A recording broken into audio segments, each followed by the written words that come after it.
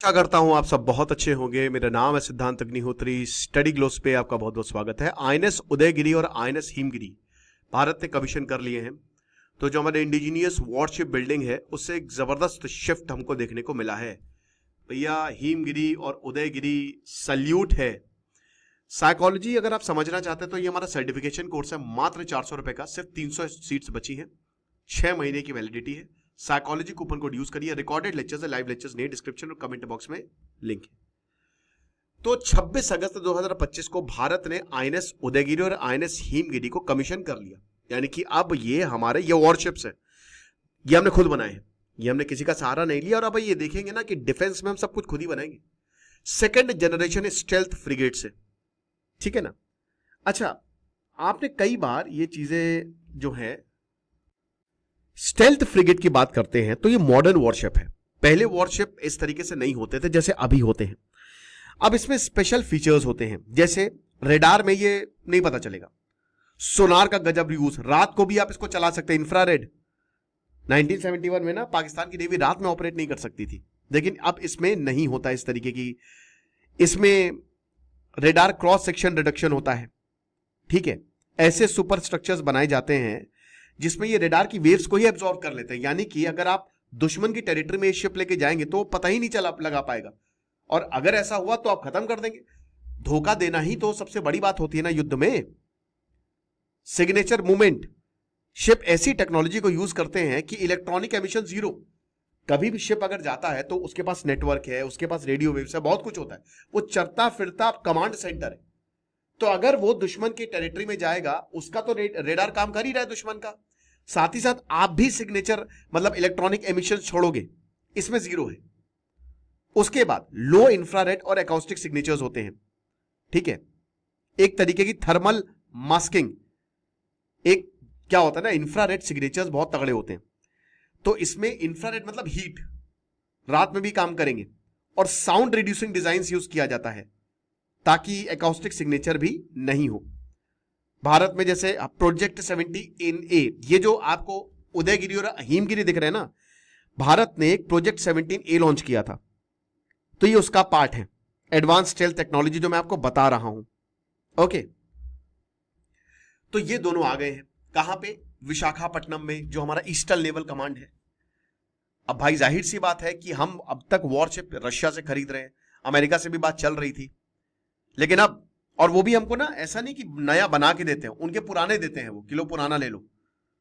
लेकिन self reliance, जाहिर सी बात है, इसमें सोवियत ने मदद की है और बहुत सारे और भी देशों ने, फ्रांस हो गया, क्योंकि अब हम टेक्नोलॉजी शेयरिंग पे काम करते हैं, ठीक है। तो एक तरीके से सेल्फ रिलायंस है वॉरशिप डेवलपमेंट पे। तो ये मैं आपको बता ही चुका। स्टेल्थ फ्रिगेट जितनी भी मेजर नेवीज होती है, जैसे US, Russia, China, UK, France, Germany, Denmark, Egypt और Finland, they have stealth frigate. ये बिल्कुल साफ हो गया है। बता दूं कि पाकिस्तान जो है उसमें ये टेक्नोलॉजी कभी जिंदगी में नहीं आ पाएगी, और जिनकी नेवी स्ट्रांग होती है वो राज करते हैं। ऑपरेशन सिंदूर के तहत हम अपनी नेवी को हमने ऐसे डिप्लॉय किया था कि पाकिस्तान की नेवी डर के मारे भाग गई थी। ये रिपोर्ट आई है, मैक्सार टेक्नोलॉजी की सैटेलाइट इमेजेस साफ दिखाती हैं कि पाकिस्तान की नेवी डर के पीछे चली गई। अगर मतलब पूरा मैदान खाली था, अगर भारत कराची पे हमला करता तो पूरा कराची हम ले लेते। इंडियन नेवी के पास अभी Talwar class, Tushil class, Krivak class, project 17A जो अभी दोनों आई हैं, और भी बहुत सारे they are under construction, okay. अभी ये शिवालिक क्लास, अलग अलग क्लास होते हैं, अपग्रेडेशन जिसको कहते हैं। और दोनों ही वेसल्स जो हैं, design, stealth, weapon, sensor system, सब में इंप्रूवमेंट है। क्या कर सकते हैं, ब्रह्मोस मिसाइल मार सकते हैं। ब्रह्मोस से ही तो मारा था, अब तो ब्रह्मोस पूरी दुनिया खरीद रही है हमारी। Medium range surface to air missile यहां से दागी जा सकती है। 76 mm MR गन तैनात है इसमें। 30 mm और 12.7 mm close in weapon system भी है। टॉर्पीडो भी लॉन्च किया जा सकता है। टॉर्पीडो समुद्र के अंदर की मिसाइलें होती है, जो अक्सर आप ऐसे वॉरशिप्स नहीं तो फिर आप सबमरीन से लॉन्च करते हो। आपने देखा होगा जर्मनी ने सबसे पहले वर्ल्ड वॉर 2 में यू बोट, जो इनकी सबमरीन थी, उससे टॉर्पीडो बहुत उन्होंने तबाही मचाई थी।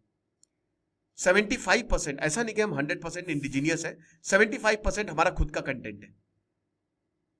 200 Indian MSME, medium small and micro small and medium enterprises, MSME 200 Indian companies शामिल है और ये एमएसएमईज है। 4,000 डायरेक्ट और 10,000 इनडायरेक्ट जॉब, टोटल 14,000 जॉब्स जो है इन्होंने जनरेट की है। तो ये जो 2 वॉरशिप हैं जुड़वा, ये हमारे नेवी को तो स्ट्रेंथन करते ही हैं, लेकिन वही है कि औकात में रहना, पाकिस्तान की औकात दिखा देंगे हम। जैसे जैसे भले ही चाइना, देखिए क्या है ना कि चाइना पाकिस्तान को मदद कर रहा है, ऑपरेशन सिंदूर में भी किया था, क्या उखाड़ लिया? कुछ नहीं उखाड़ पाया। खुद की टेक्नोलॉजी हमेशा बेस्ट होती है, आप किसी के ऊपर निर्भर नहीं रह सकते। पाकिस्तान की नेवी पूरी चाइना पे निर्भर है, उनकी नेवी है ही नहीं पाकिस्तान के, मैं आपको बताऊं ना, उनकी नेवी है ना एयरफोर्स है, वो खाली कहते हैं कि इन्फेंट्री बढ़ाओ, बट बल्कि उनको पता ही नहीं है कि जो एक्चुअल में काम करता है या जो एक्चुअल में तबाही मचाता है वो तो नेवी है, राइट। तो पायरेसी, स्मगलिंग और इलीगल ट्रैफिकिंग, क्योंकि देखिए अब अगर आप देखो तो ये जो हमला हुआ था, कौन सा हमला, 26/11, वो कहां से हुआ था? वो अरेबियन सी, समुद्र के रास्ते मुंबई आए थे वो लोग। समुद्र के रास्ते दोस्तों, मतलब यहां पे बहुत इलीगल ट्रैफिकिंग होती है, स्मगलिंग होती है समुद्र के रास्तों से ही, आतंकवादी यहां से आते हैं, ड्रग्स का कारोबार यहां से चलता है। अब ये वॉरशिप्स जो है ये गेम चेंजर इस केस में साबित होंगे। 2 महीने पहले 1 जुलाई को इंडियन नेवी ने आईएनएस तमाल इसको कमीशन किया था। अगेन ये भी एक मल्टी रोल स्टेल्थ फ्रिगेट है और रशिया का था ये हमने खुद से नहीं बनाया था। 8,000 करोड़ डील हमने रशिया से साइन की थी, हमने इतने पैसे दिए थे रशिया को, और ये आखिरी इंडियन वॉरशिप है जो रशिया में बना था और उसको हम रशिया ने बना के हमको दिया। आप ऐसा भी कर सकते हो, मतलब आप पैसा दो, वो लोग आपके हिसाब से चीजें बना देंगे। तो अभी तक भारत जो है वो दूसरों पे निर्भर था, लेकिन अब ऐसा नहीं है। राजनाथ सिंह का एक बहुत ही खतरनाक प्लान, 5 साल के अंदर अंदर इंडियन आर्म्ड फोर्सेस को पूरा ट्रांसफॉर्म करने का, जिसमें बहुत सारे स्टेक होल्डर्स शामिल हैं, समझ रहे हो, ये चीजें हैं। तो ये आप देख सकते हैं, ये सब हमने बता ही दिया है, कोई दिक्कत की बात नहीं है। Blue water combat capabilities, Rajnath Singh ने ये बोला था कि हमारी नेवल डॉक्ट्रिन बदलने वाली है, हम डिफेंसिव हैं, हम ऑफेंस नहीं करेंगे, हम एग्रेसिव एक्सपेंशनिज्म में, कितनी बढ़िया बात बोल दी है। भारत रिविजनिस्ट देश नहीं है, हम कई बार बता चुके, अगर होते तो हम सब ले लिए होते अब तक, चाइना की बैंड बजा देते हम। लेकिन हमारा हमेशा रहा है कि भैया जो हम देखिए पीओके लेंगे क्योंकि वो हमारा है, बाकी हमको कोई अखंड भारत नहीं बनाना, ये भारत की ऑफिशियल पॉलिसी है। भारत ने कभी किसी देश को नहीं अटैक किया पहले, और यही रीजन है कि भारत की मदद हर कोई चाहता है।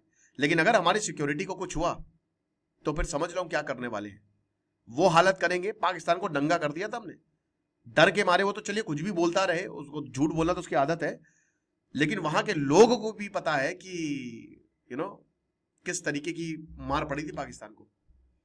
अभी इंडियन नेवी के पास 140 वॉरशिप्स और सबमरीन्स है, 250 प्लस एयरक्राफ्ट और हेलीकॉप्टर्स है, 59 वॉरशिप्स अभी अंडर कंस्ट्रक्शन है, जो कि इंडियन शिपयार्ड में यहीं पे ही हो रहे हैं, जिसकी 1.2 लाख करोड़ कॉस्ट है।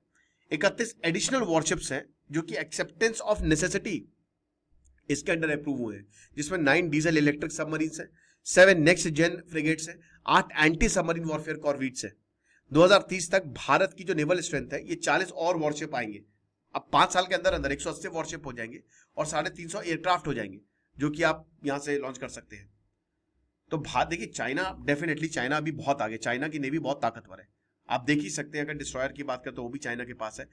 टोटल आप देख सकते हैं, इसको आराम से पॉज करके देख लीजिएगा, टाइम्स ऑफ इंडिया का बहुत अच्छा आर्टिकल है। बेसिकली भारत के पास अभी 296 है और चाइना के पास 777 है, तो 4 गुना ज्यादा चाइना आगे है हमसे।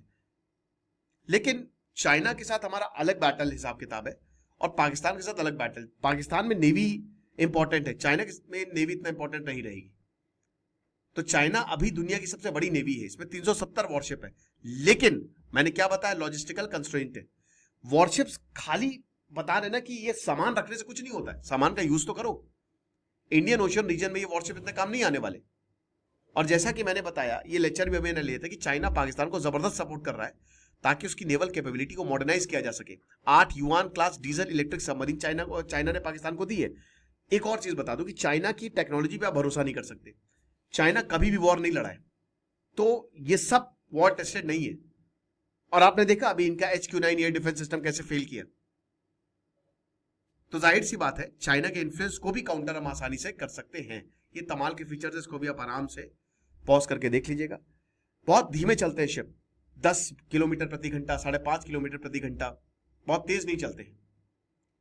Okay, BrahMos, Shtil, CIWS, heavyweight torpedoes, anti submarine rockets, ये सब जो है, और हेलीकॉप्टर्स भी इसमें उतर सकता है। कैमॉफ 31 जो अर्ली वार्निंग हेलीकॉप्टर है, कैमॉफ 28 मल्टी रोल हेलीकॉप्टर्स है, ये सब यहां पे उतर सकता है। तो भारत की नेवी को एक नई जान मिल रही है। बाकी आप हमारे साइकोलॉजी के कोर्स को अवेल करें। खुश रहिए, पढ़ते रहिए। दिस इज सिद्धांत अग्निहोत्री साइनिंग ऑफ।